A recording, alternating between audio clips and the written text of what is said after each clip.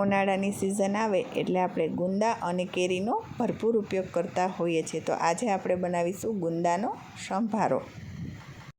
એના માટે આપણે 200 ગ્રામ નાની સાઇઝના થોડા કાચા ગુંદા લેવાના છે અને ગુંદાને આ રીતે આપણે છરીની મદદથી કટ કરીને અંદરથી એક પેપર લેવાનું છે. પેપરમાં એના જે બી હોય, ઠળિયા હોય એ કાઢવાના છે, જેથી છે ને ચિકાસ ક્યાંય પણ ન થાય અને સરસ રીતે નીકળી જાય ઠળિયા અને ઘર પણ ના બગડે. અને એક રીત આ રીતે હાથથી કરીને પણ તમે કરી શકો છો. બંને રીતથી તમે કરશો ઇઝીલી ઠળિયા નીકળી જશે અને આ રીતે પેપરમાં કાઢશો એટલે ઘર પણ ગંદુ નહીં થાય અને સરસ રીતે ઠળિયા નીકળી જશે. હવે સરસ રીતે બધા ઠળિયા નીકળી ગયા છે. ત્યારબાદ પેપરને આપણે આ રીતે ફોલ્ડ કરી દઈશું, જેથી આપણે ડસ્ટબિનમાં પણ ક્યાંય પણ ચિકાસ ના રહે.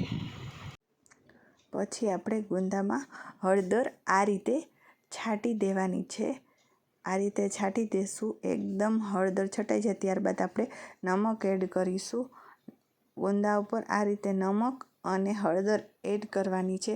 ત્યારબાદ એકદમ સરસ રીતે આપણે મિક્સ કરી લઈશું. મિક્સ કરશું એટલે થોડું એમાંથી આપણે નમકના લીધેથી થોડુંક પાણી છૂટશે, પણ તો બી એકદમ આપણે સરસ મિક્સ ત્યારબાદ ગુંદાને 2 મિનિટ સાઈડમાં મૂકી દઈશું અને એક મિક્સર જારમાં આપણે મેથી નાખી મેથીને આ રીતે ક્રશ કરી લેવાની છે. અને ગુંદાના સંભારામાં મેથી જરૂરથી ઉપયોગ કરજો. મેથીની જરા કડવાશ પણ નથી લાગતી ને ટેસ્ટ પણ બહુ સરસ આવે. હવે ત્યારબાદ આપણે એક પેનમાં ઓઇલ લેશું. ઓઇલ આપણે ખૂબ જ ઓછું લેવાનું છે અને ત્યારબાદ એમાં આપણે રાઈ એડ કરીશું. રાઈ એકદમ ફૂટી જાય ત્યાં સુધી એને ફૂટવા દેવાની છે અને એમાં આપણે હિંગ એડ કરવાની છે. અને આ સંભારો ઓછા તેલમાં પણ ખૂબ જ સરસ બને છે, ખૂબ જ સરસ ટેસ્ટ આવે છે. હવે રાઈ એકદમ સરસ ફૂટી જાય એટલે એની અંદર આપણે ગુંદા એડ કરી દેવાના. ગુંદા એડ થઈ જાય એટલે એને સરસ રીતે મિક્સ કરી લેવાનું છે. ગુંદા એડ થઈ ગયા છે પણ થોડું પાણી નીકળશે, જે આપણે સોલ્ટના લીધેથી, નમકના લીધેથી પાણી નીકળશે. તો આપણે એ તેલ ફૂટીને બહાર ન આવે, ઉડે ને એના માટે ખાસ ધ્યાન રાખવાનું છે.